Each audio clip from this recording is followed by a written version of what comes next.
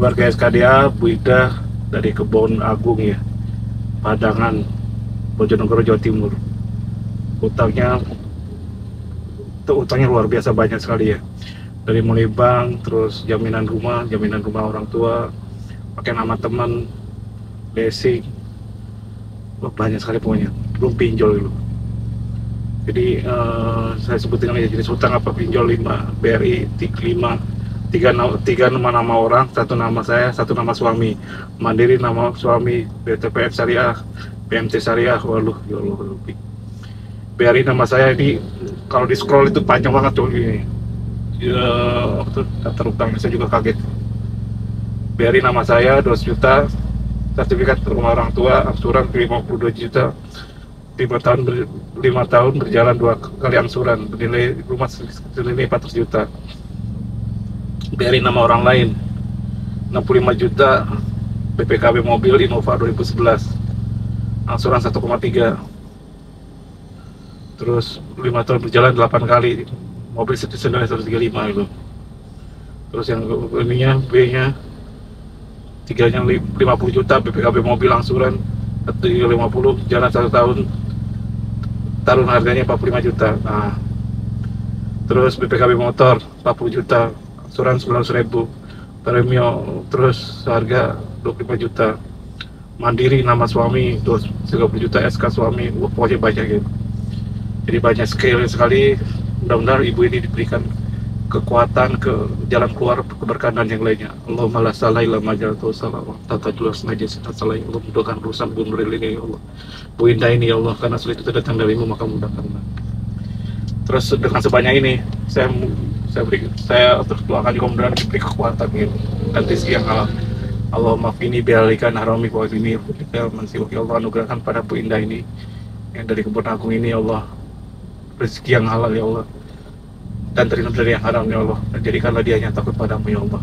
Oke, kita bahas ya Sob ya. Assalamualaikum warahmatullahi wabarakatuh. Alhamdulillah min rabbil alamin. Alhamdulillah wassalatu wassalamu ala asyrofil anbiya'i wal mursalin wa ala alihi wa sahbihi ajmain. Allahumma sholli ala Muhammad wa ala ali Muhammad. Salah illa ma ja'altahu salah wa anta selain kita salah. Allahumma fini bi'alika haram wa fini apa sih al-fatihah.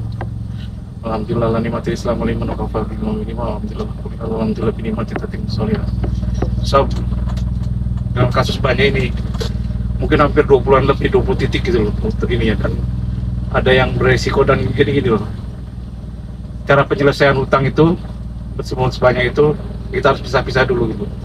Jadi ada sistem cutting loss segala macam-macam bla bla bla. Pertama, selesaikan dulu yang ada permasalahan pidananya gitu. Jadi utang piutang itu perdata, tapi bisa jadi pidana kalau Anda tidak tahu. Jadi Anda pilih-pilih dulu. Pertama yang membahayakan nyawa kita itu, dan yang ada unsur pidananya. Contoh tadi menggunakan nama orang, jaminan orang lain dan yang lainnya, termasuk orang tua gitu. Karena setiap keributan bakal menjadi keributan antara keluarga kalau sampai terlewat. Dipastikan gini Sob, enggak kok saya bakal berusaha. Kalau sudah masuk kena bank seperti ini dan Anda kemampuan saya lihat luar biasa, kemampuannya terbatas segala macam-macam, itu kemungkinan terburuk ya melelang gitu, melelang dan hilang rumahnya gitu. Harus ikhlasin dulu seperti itu. Jadi kalau yang Anda tadi sekarang contoh ya, ada nilai hutang 50 juta gitu, sedangkan nilai kendaraannya cuma 40 juta, itu cutting loss aja, biarin aja lepas gitu.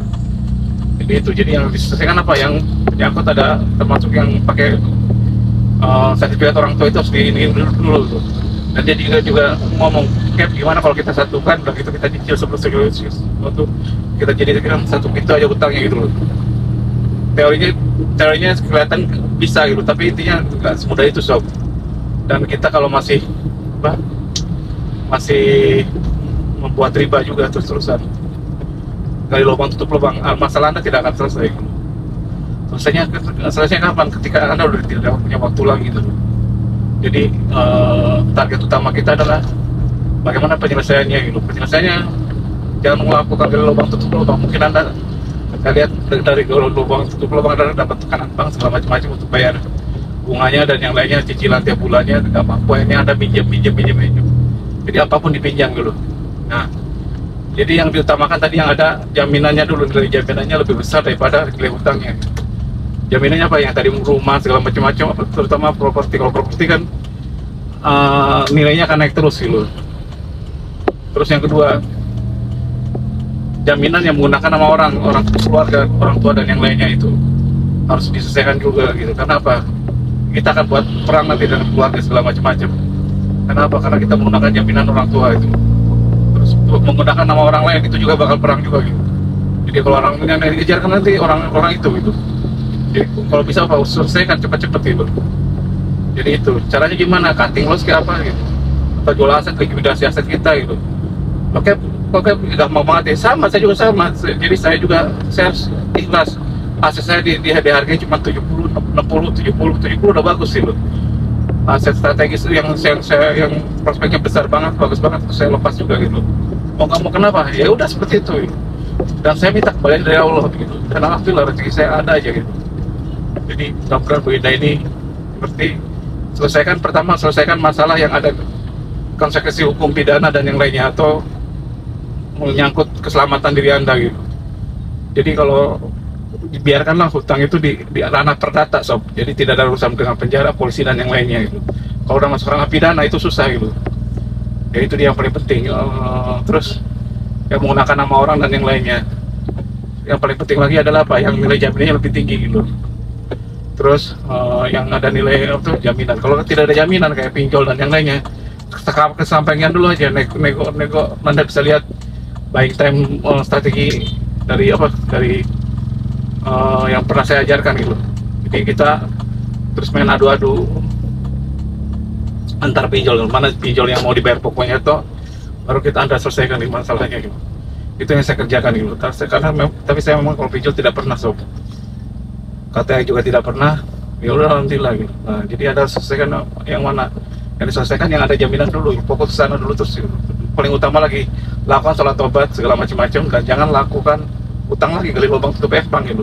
Apalagi dikejar-kejar orang, Anda dikejar untuk bayar cicilan segala macam-macam, akhirnya Anda ngambil utang lagi di orang, akhirnya apa? Luar biasa.